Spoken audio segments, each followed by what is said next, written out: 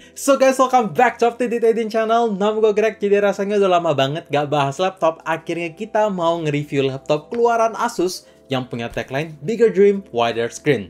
Yes, jadi ukuran laptop ini tuh nggak seperti biasanya yang kita review kayak di 13 inch, 14 inch, tapi langsung besar, yaitu sebesar 15 inch dengan performa yang nggak biasa banget, cocok buat kalian yang ngincer performa ngebut di sebuah laptop. Langsung aja tanpa basa-basi lagi, ini dia review Asus ZenBook Pro Duo 15 UX582. Let's check it out. Pertama-tama gue mau mulai dulu dari bagian layar karena asli ini mantep dan menurut gue overkill banget. Untuk ukuran layar sebesar 15,6 inch, resolusinya 4K 3840 x 2160 pixel.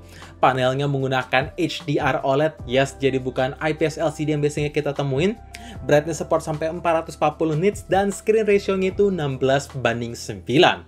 Dalam segi desain, rasanya ketika kita udah ngomongin seri ZenBook, mereka selalu bisa deliver layar terbaik. Ya, bezelnya tipis, kekinian, makanya nggak heran laptop ini punya screen to body ratio seluas 93% atau nyaris layar semua. Dan dalam segi kualitas penggunaan setiap hari, asli ini gokil banget. Ketika dipakai nonton, ada warna gelap, gelapnya itu beneran redup. Ketika ada warna cerah, cerahnya itu vibrant, vivid. Sekaligus, kalau mau dipakai untuk kebutuhan produktivitas, warna yang dihasilkan udah akurat karena support color gamut sRGB 100% plus DCI-P3 100% yang support Pantone validated. Jadi kalau kalian mau desain-desain atau membutuhkan warna yang akurat seperti tadi gue bilang, laptop ini bisa deliver itu semua. Dan kalau misalkan kalian suka gambar-gambar di laptop, wah ini juga bisa. Plus, stylus pennya sudah di-include di dalam box pembelian. Apalagi untuk layar utamanya tidak ada lapisan anti-glare. Jadi ketika mau digambar-gambar itu lebih enak, halus, nggak keset. Cuman minusnya yaitu ketika ada kena cahaya, bakalan mantul dan sedikit terhambat. Oke, dalam segi multitasking, karena laptop ini punya dua layar, wah, mau taruh 4 window pun juga bisa tanpa harus ribet-ribet switching apps. Apalagi untuk layar keduanya support resolusi 4K, walaupun panelnya masih menggunakan IPS LCD aja, tapi udah ada lapisan anti-glare, jadi nggak mantul ketika mau sentuh-sentuh sana-sini, mau dipakai di kondisi outdoor, semua aman. Cuman satu harapan gua di next mungkin updatean ZenBook ini, minimal refresh rate-nya bisa lebih tinggi lah ya. Sebelum gue bahas performance in real life-nya, biar gue kasih tahu dulu spesifikasi unit yang sekarang gue pegang.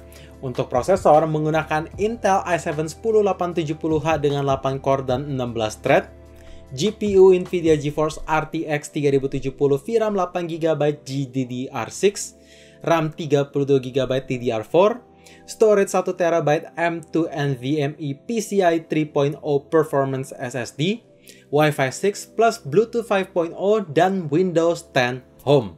Oke, yes, karena Intelnya sudah menggunakan 10th generation, jadi memungkinkan sebuah laptop thin and light design untuk memiliki fitur Thunderbolt 3, 4K HDR, dan Wi-Fi 6. Gila nggak tuh? Spesifikasinya bener-bener pecah banget.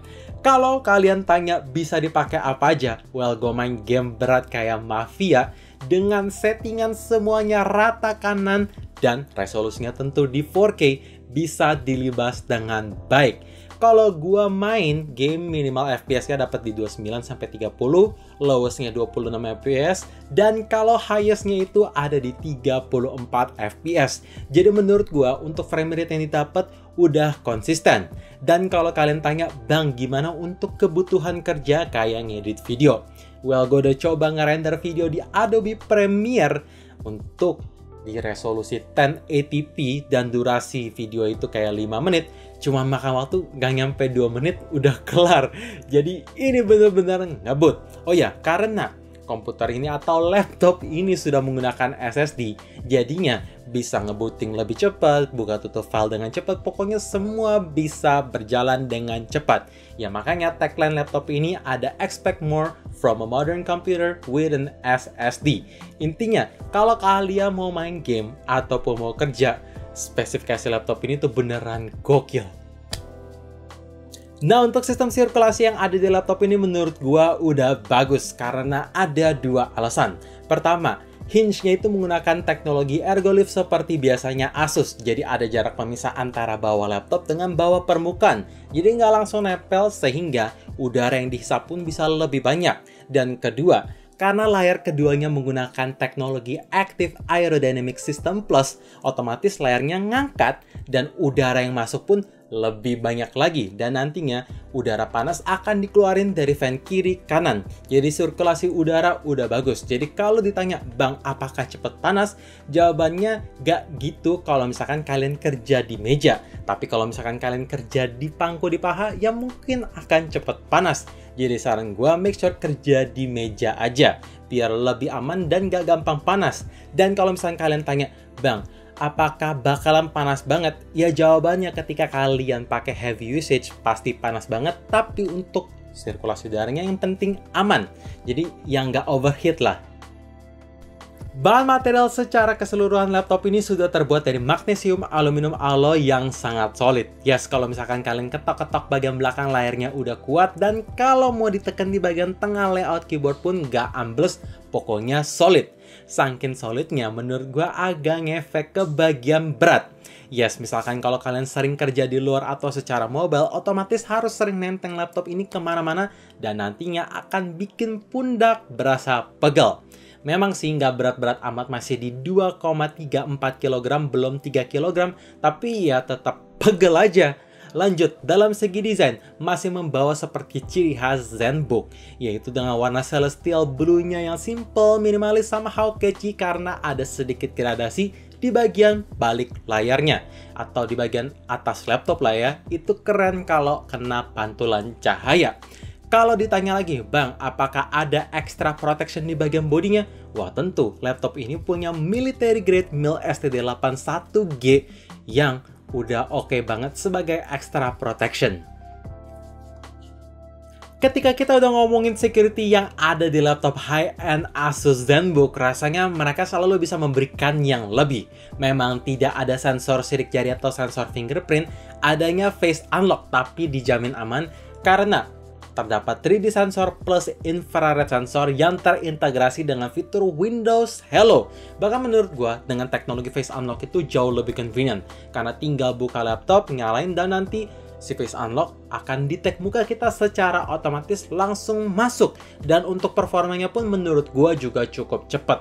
Kalau ditanya seberapa aman? Well, karena ini ada 3D sensor dan ada sensor infrarednya, jadi otomatis ketika kalian mau coba buka unlock menggunakan objek 2D, nggak bakalan bisa. Itu harus menggunakan objek asli atau ada orangnya dan sudah terdaftar dulu baru bisa ke unlock. Kalau misalkan belum terdaftar, ya nggak bakalan bisa. Pokoknya menurut gua jauh lebih convenient dan lebih aman. Secara teknis, layout keyboard di laptop ini menggunakan full size yang ada numpad. Tapi pertanyaan dari kalian pasti, "Bang, mana numpadnya? Kok nggak kelihatan?" Jawabannya ada di touchpadnya.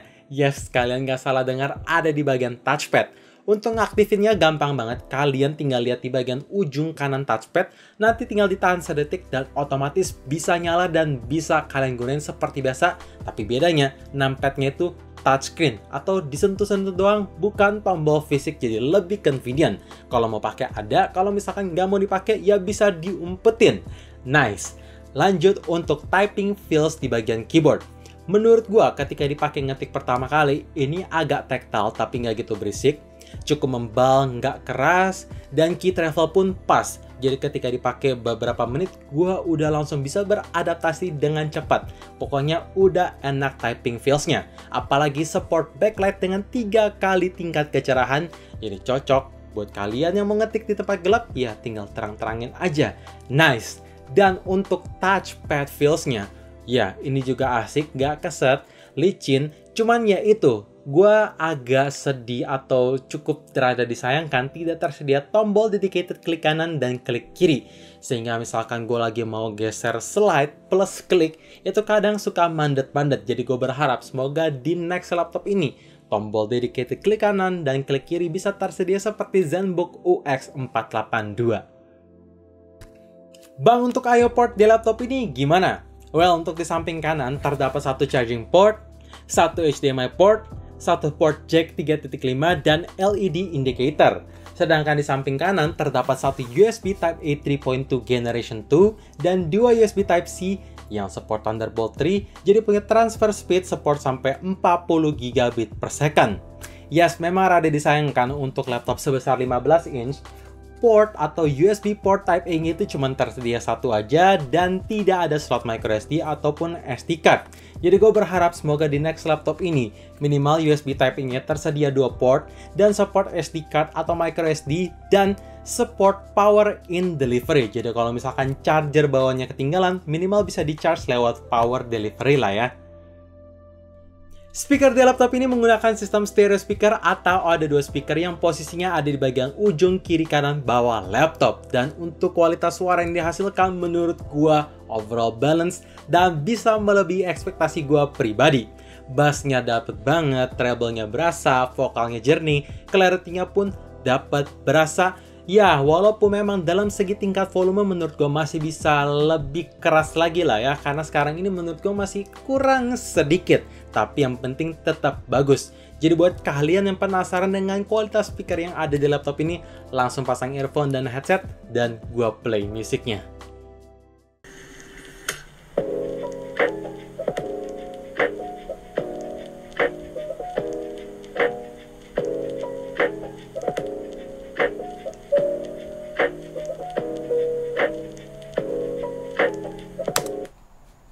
So guys, itu dia video review Asus ZenBook Pro Duo 15 UX582 selama 3 minggu pemakaian versi channel up-to-date Idean.